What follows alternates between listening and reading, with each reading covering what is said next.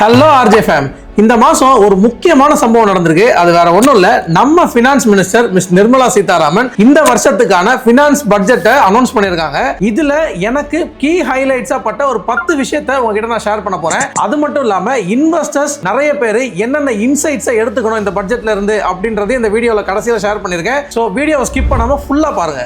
அப்படியே நம்ம சேனலுக்கு சப்ஸ்கிரைப் பண்ணிட்டு பெல் பட்டனை பிரஸ் பண்ணிக்கோங்க. அப்பதான் இன்ஸ்டன்ட்டா நான் போடுற வீடியோ உங்க ஃபீடுக்கு வந்து சேரும். ஃபர்ஸ்ட், பட்ஜெட்னா என்ன? சிம்பிளா சொல்லணும்னா, இப்போ உங்க வீட்ல இருந்தே நான் சொல்றேன், இப்போ உங்களுக்கு மாசம் வருமானம் ஒரு 50,000 இருக்கு. இதை வச்சு இந்த மாசம் நீங்க எப்படி பிளான் பண்ண போறீங்க, எதுக்கெல்லாம் எக்ஸ்பென்ஸ் பண்ண போறீங்க, அந்த எக்ஸ்பென்ஸ் பண்றதுனால உங்க ஃபேமிலிக்கு என்ன மாதிரியான இம்பாக்ட் ஏற்படும், அது மட்டும் இல்லாம உங்க ஃபேமிலிக்கு என்ன பெனிஃபிட் ஏற்படும் அப்படின்னு இது வந்து ஒரு இண்டிவிஜுவல் பர்சனோட பட்ஜெட்னு சொல்லலாம். இதுவே நீங்க கண்ட்ரி வைஸ் பாத்தீங்க அப்படின்னா, லாஸ்ட் இயர் இந்தியாவோட ரெவன்யூ எவ்வளோ, அதை இந்த வருஷம் எதெல்லாம் ஸ்பெண்ட் பண்ண போறாங்க, அதனால என்ன இம்பாக்ட் ஏற்பட போகுது, அதுல என்னென்ன மக்களுக்கு பெனிஃபிட் கிடைக்க போகுது, இது எல்லாமே உள்ளடங்கியது தான் பட்ஜெட். இப்போ இந்தியாவோட last year revenue 36.5 lakh crore and இந்த வருஷம் அவங்க பிளான் பண்ணிருக்க பட்ஜெட் அமௌண்ட் எவ்வளோன்னு பார்த்தீங்க அப்படின்னா 53.5 lakh crore, nearly 17 lakh crore நம்ம கிட்ட இல்ல.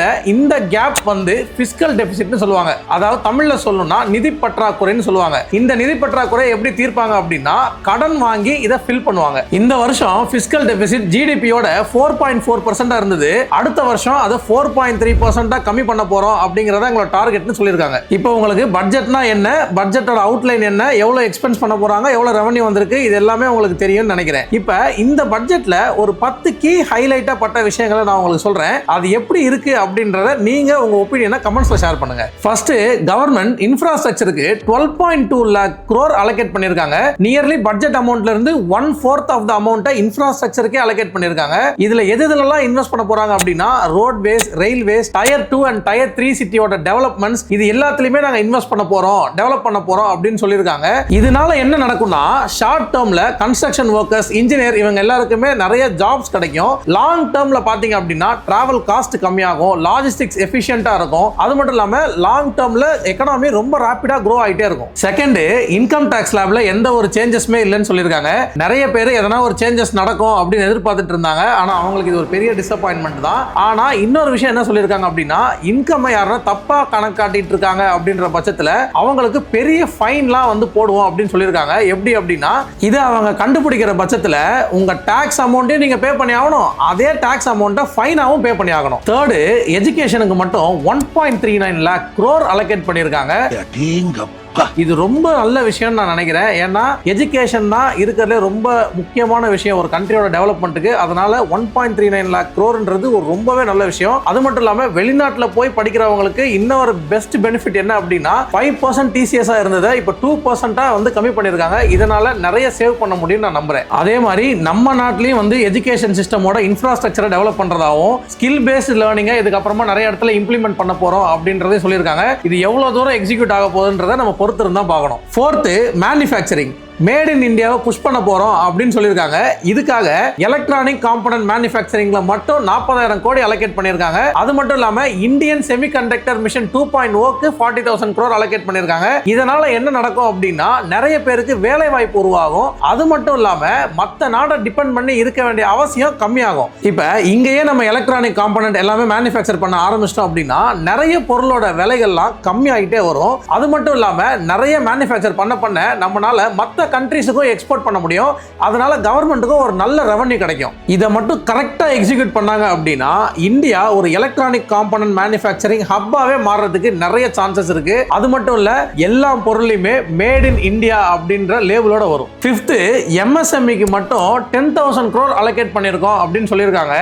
இதனால எம்எஸ்எம்இக்கு லோன் டிபெண்டன்சி கம்மியாகும், கேஷ் ஃப்ளோ அதிகமாகும், நிறைய எம்ப்ளாய்மெண்ட்டும் ஜெனரேட் ஆகும். நம்ம தமிழ்நாட்டில் திருப்பூர், கோயம்புத்தூர், ஈரோடு இந்த மாதிரியான பிசினஸ் ஹப்புக்கு இது எவ்வளவு தூரத்துக்கு ஹெல்ப் பண்ண போகுது அப்படின்றத நம்ம பொறுத்திருந்தா பார்க்கணும். சிக்ஸ்த், டேட்டா சென்டர்ஸ்க்கு நிறைய சப்போர்ட் கொடுக்க போறோம் அப்படின்னு சொல்லியிருக்காங்க. Like tax incentives, policy support, infrastructure support, இது எல்லாமே கொடுக்க போறோம் அப்படின்னு சொல்லியிருக்காங்க. இது எதனால அப்படின்னு பார்த்தீங்கன்னா, மெயினா cloud computing, AI, fintech, e commerce, digital service growthக்கு ஹெல்ப் பண்றது மட்டும் இல்லாம ஐடி ப்ரொஃபஷனல்ஸ், இன்ஜினியரிங் ஜாப்ஸ், இது எல்லாத்தையுமே இது கிரியேட் பண்ணும். லாங் டேர்ம்ல பாத்தீங்க அப்படின்னா இந்தியா டிஜிட்டல் இன்ஃப்ராஸ்ட்ரக்சர்ல ரொம்ப ஸ்ட்ராங்கா இருக்கும். அதனால குளோபல் டெக் கம்பெனிஸ் எல்லாருமே இங்க இன்வெஸ்ட் பண்றதுக்கு ரொம்ப கம்ஃபர்டபுளா ஃபீல் பண்ணுவாங்க. இதை 2047 கம்ப்ளீட் பண்ண வேண்டிய ஒரு மிஷனாவே பாக்குறாங்க. 7th டிஃபென்ஸுக்கு மட்டும் 7.85 lakh crore அலோகேட் பண்ண போறோம்னு சொல்லியிருக்காங்க.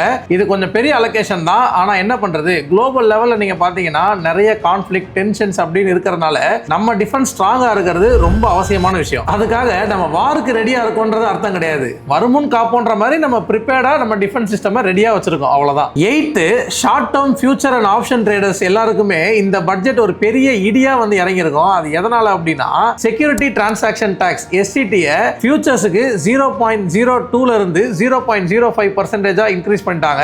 அது மட்டும் இல்லாம ஆப்ஷன்ஸ்ல அதுக்கு மேல இருக்கிற பிரீமியம்ல 0.10%ல இருந்து 0.15% இன்க்ரீஸ் பண்ணிட்டாங்க. இதனால காஸ்ட் பர் ட்ரேட் அதிகமாகும், ஃப்ரீக்வெண்டா ட்ரேட் பண்றது கம்மியாகும். கவர்மெண்டோட ஒரே ஒரு மோட்டிவ் என்ன அப்படின்னா நிறைய மக்கள் ஸ்பெகுலேட்டிவ் மார்க்கெட்ல ட்ரேட் பண்ணிட்டு இருக்காங்க, அதை கம்மி பண்ணணும் அப்படின்ற ரீசனுக்காக தான் இந்த ஒரு இம்ப்ளிமெண்டேஷனே பண்ணிருக்காங்க. 9th டூரிசம்ல நிறைய இன்வெஸ்ட் பண்ண போறோம் அப்படின்னு சொல்லியிருக்காங்க. நீங்க ஃப்ரீக்வெண்டா ஃபாரின் ட்ரிப் போறவரா இருந்தா உங்களுக்குமே ஒரு நல்ல நியூஸ் சொல்லியிருக்காங்க. அதாவது TCS 5%, 20% ஸ்லாப்ல இருக்கிறது போக இப்ப 2% கம்மியாக்கி இருக்காங்க. இது உங்களுக்கு ரொம்ப நல்ல நியூஸா இருக்கும்னு நான் நினைக்கிறேன். அது மட்டும் இல்லாம நிறைய ஊர்ல கல்ச்சரல் ஹெரிடேஜ் அமைக்க போறோம் அப்படின்ற சொல்லியிருக்காங்க. நம்ம தமிழ்நாட்டுல ஆதிச்சநல்லூர்ல இதே மாதிரி ஒரு கல்ச்சரல் ஹெரிடேஜ் நாங்க அமைக்க போறோம் அப்படின்ற சொல்லியிருக்காங்க. அது மட்டும் இல்லாம பொய்கை ஹில்ல மவுண்டன் ட்ரையல் ஒன்னு பண்ண போறோம் அப்படின்றதையும் சொல்லியிருக்காங்க. டூரிசம்ல இன்வெஸ்ட் பண்றதுனால என்ன நல்லது நடக்கும் அப்படின்னா நிறைய ஃபாரினர்ஸ், நிறைய வெளிநாட்டுக்காரங்க நம்ம ஊருக்கு வருவாங்க. அது மூலமா ஃபாரின் இன்வெஸ்ட்மெண்ட்டை கேதர் பண்றதுக்கான ஆப்ஷனுமே நம்ம ஊர்ல நிறைய இருக்கு.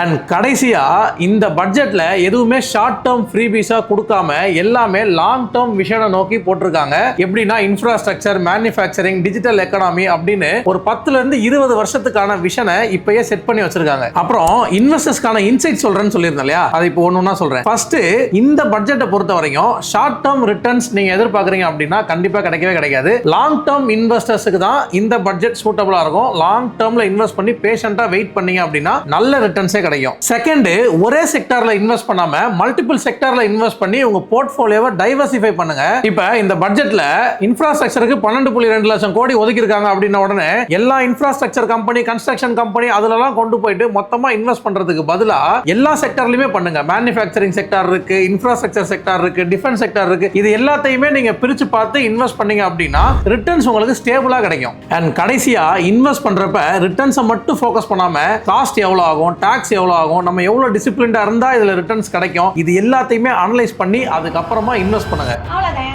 ஒன்னே ஒன்று மட்டும் தெரிஞ்சுங்க, என்னதான் பட்ஜெட் வந்தாலும் சரி, என்ன வந்தாலும் சரி, நீங்க ப்ராப்பரா டிசிப்ளின்டா இன்வெஸ்ட் பண்ணா மட்டும்தான் உங்க வெல்த் க்ரோ ஆகும். அதனால இந்த மாதிரியான ஃபினான்ஸ் இன்ஃபர்மேட்டிவ் வீடியோஸ் தெரிஞ்சுக்கிறதுக்காக ரைஸ் ஆஃப் ஆர்ஜாவை சப்ஸ்கிரைப் பண்ணிட்டு இந்த வீடியோ இன்ஃபர்மேட்டிவா இருந்துச்சு அப்படின்னா உங்க ஃப்ரெண்ட்ஸ் அண்ட் ஃபேமிலிக்கு ஷேர் பண்ணிடுங்க.